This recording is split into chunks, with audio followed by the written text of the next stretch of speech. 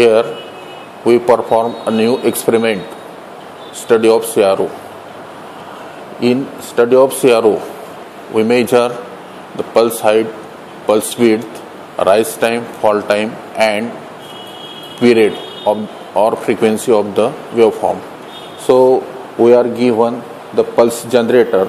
We can generate this pulse by using this pulse generator, and first we trace the waveform by this trace paper, and I can just put this trace paper on this screen of the CRO and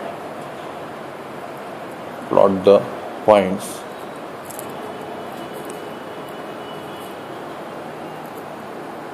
After tracing it,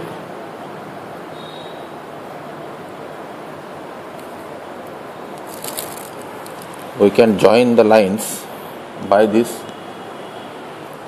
Then we can write on this trace paper, there is time per division. Here there is multiplier is 2 and time per division is 10 microsecond into 2. That means 20 microsecond is time per division, and holds per division,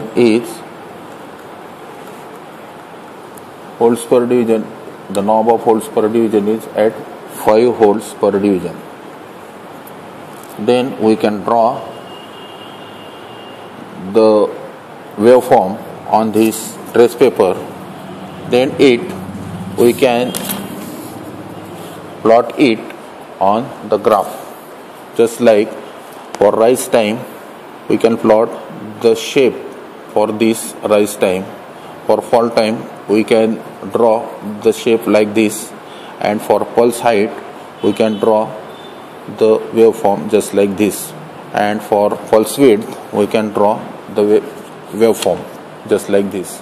So what is meant by rise time?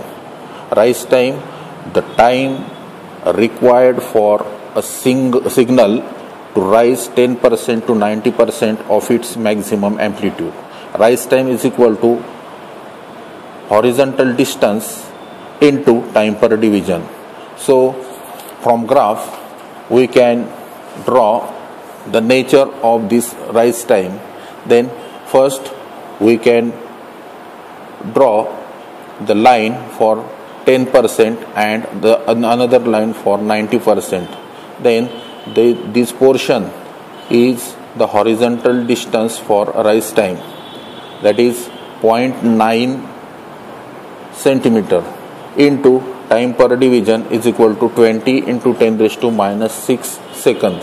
So rise time is equal to 18 into 10 raised to minus 6 second, that means 18 microsecond. Same for fall time, there is we draw another waveform just like this and plot for 10% and 90% horizontal lines and measure the distance of this fall time, horizontal distance for fall time into time per division. So it is also 0.9 into 20 into 10 raised to minus 6 is equal to 18 into 10 raised to minus 6 second. So fall time is also 18 microsecond. Then we can calculate the pulse height. For pulse height, we draw the waveform from the trace paper, and we can measure peak to peak voltage for this pulse height. Peak to peak voltage is equal to pulse height, that means this is from here to here, 1, 2, 3 and 3.7. 3.7 vertical distance is 3.7 into volts per division is equal to 5 volts per division. That means peak to peak voltage of this waveform is 18.5 volts. Then we can measure the pulse width. So pulse width, we can measure the pulse width. There is 100%, we draw a 50% line, and then at 0%. Then we can draw the horizontal lines perpendicular horizontal lines, and this length between these 2 points is called as pulse length. Here pulse length for this given waveform is 2.7 centimeter.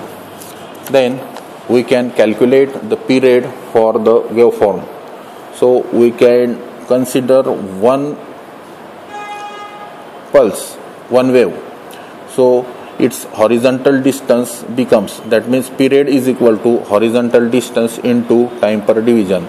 So T is equal to, the horizontal distance is equal to 5.8 centimeter into 20 microsecond. That means 5.8 into 20 into 10 raised to minus 6 is equal to 116 into 10 raised to minus 6 second.